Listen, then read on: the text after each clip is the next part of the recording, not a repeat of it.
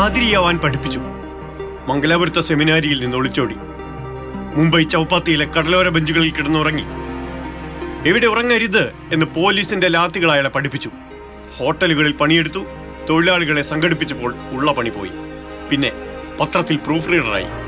Trade യൂണിയനുകൾ ഉണ്ടാക്കി. 67 മുംബൈയിലെ അധികായൻ എസ് കെ പാട്ടീൽ ഞെട്ടിമറിച്ച് ആ ജോർജ് ഫെർണാണ്ടസ് ജയൻ കില്ലറായി ലോക്സഭയിലെത്തി. 74 ഐതിഹാസികമായ റെയിൽവേ സമരം. 17 ലക്ഷം പേർ പങ്കെടുത്ത സമരത്തിൽ 30,000 പേർ അറസ്റ്റിലായി. സ്വതന്ത്ര ഇന്ത്യയുടെ ചരിത്രത്തിലെ ഏറ്റവും ശക്തമായ സമരം. അടിയന്തരാവസ്ഥ പ്രഖ്യാപിച്ചപ്പോൾ ഒഡീഷയിലെ ഗോപാൽപൂരിലെ കടലോര ഗ്രാമത്തിലായിരുന്നു ജോർജ്.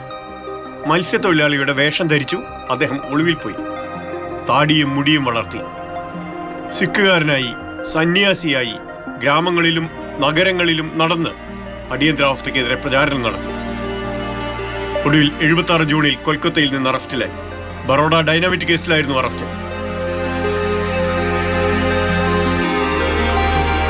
77 തെരഞ്ഞെടുപ്പ്. ഇന്ദിരയോട് ഏറ്റുമുട്ടി ജയിക്കുമോ എന്ന് പ്രതിപക്ഷം ആശങ്കപ്പെട്ടു. ജയപ്രകാശ് നാരായൺ പറഞ്ഞു, ആദ്യം ജനങ്ങളെ അറിയൂ, നമ്മൾ ജയിക്കാൻ പോവുകയാണ്. മുസാഫർപൂരിൽ മത്സരിക്കണമെന്ന നിർദ്ദേശവുമായി ജോർജിനെ ജയിലിലെത്തി കണ്ടത് മധുലിമായി. അറസ്റ്റിലായ ജോർജിന്റെ ചിത്രമായിരുന്നു പോസ്റ്ററുകളിൽ. ചിതറിയ മുടി, കണ്ണുകളിൽ തീ, അഭിമാനത്തോടെ ആകാശത്തേക്ക് ഉയർത്തിയ വിലങ്ങണിഞ്ഞ മുഷ്ടി.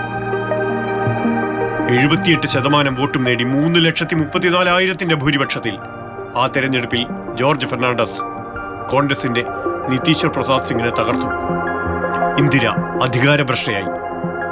അപ്പോൾ ജനം തെരുവിലാർത്തു, ദില്ലി വാല ഗല്ലി മേം, ഗല്ലി വാല ദില്ലി മേം.